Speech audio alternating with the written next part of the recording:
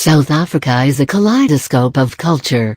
A big warm colorful melting pot of culture that is full of exotic ingredients and tasty surprises, and has since then evolved and developed its rich flavors over the centuries. Get a taste of the South African rainbow of culture right from Zulu to archaeology, and with a dollop of Kwaito, Kwaga, Jukskei, and Kernay. Perhaps one of the most spectacular features about the culture in South Africa would be that there isn't just one single culture, but instead a whole cornucopia of different cultures that represent every level of an extremely stratified community. There are of course many hybrid mixtures of these varied cultures, making this nation one of the most culturally diverse nations in the world. A brief history. Culture can't get more diverse than it is in South Africa. This is a multiracial community, and defining certain distinct subgroups by skin color alone will land you into a great deal of trouble. Those of British and Afrikaner descent most certainly won't be too happy to be mistaken as one another, and there are many different major and minor groupings that come under the traditional Black African cultures.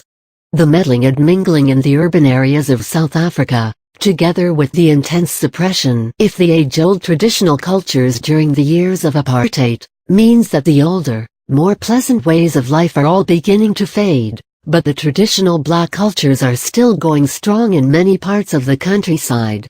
Across the different tribes and groups, taboos and marriage customs tend to differ, but one common point that you will notice amongst most of the African traditional cultures is that they are all based on beliefs in ancestral spirits, masculine deities, and supernatural forces.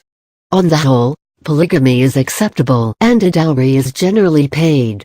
Cattle also play a very big role in most South African cultures as sacrificial animals and are looked upon as symbols of wealth and riches. Art and soul. Looking at the art that has come out of the Aboriginal populations of South Africa is probably the only way that we can connect with many of its lost cultures.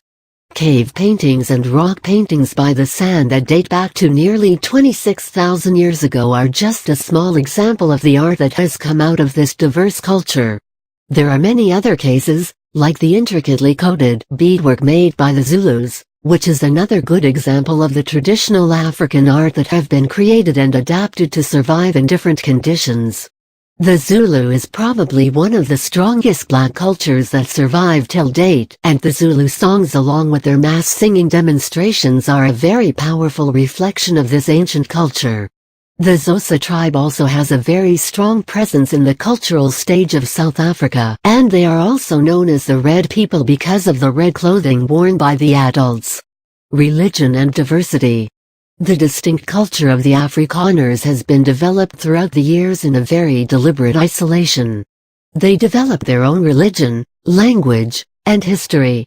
The rural communities of today still revolve around the conservative churches.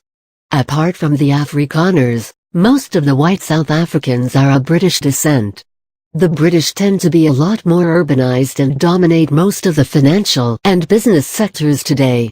There is quite a large and extremely influential Jewish population as well, and a very significant Indian minority. Food. The British can be blamed for the large part of the food that is dished out in South Africa. Although it isn't as bad as it may seem, the situation is indeed improving dramatically.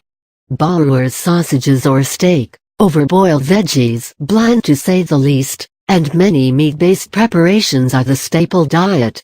Vegetarians will certainly not have a good time here.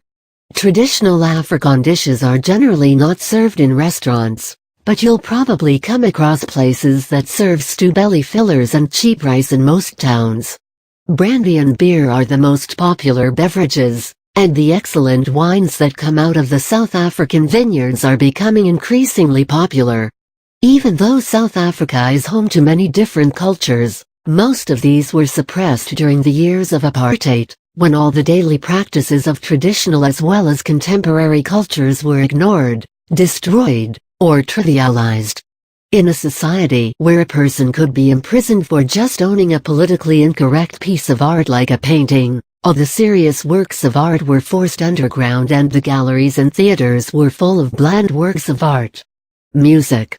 One of the best prospects of South Africa is that this country is always in the process of reinventing itself, and with such a large amount of the population that is marginalized from the economic mainstream. This is taking place without much input from any of those professional image makers. Music is another part of the culture that aptly displays its diversity and scope. Jazz is a favorite in the larger towns and has diversified and developed into three very distinctive genres, namely black jazz, township jazz, and marabi. Famous South African jazz musicians include Chris McGregor, Abdullah Ibrahim, Jonathan Butler, and Sathima Benjamin, among others. Classical music is enjoyed occasionally at concerts throughout the country despite its European nature.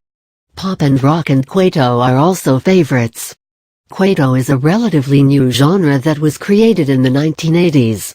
Many South African musicians have even created sounds that cannot really be confined to any particular genre, but are distinctly South African in nature.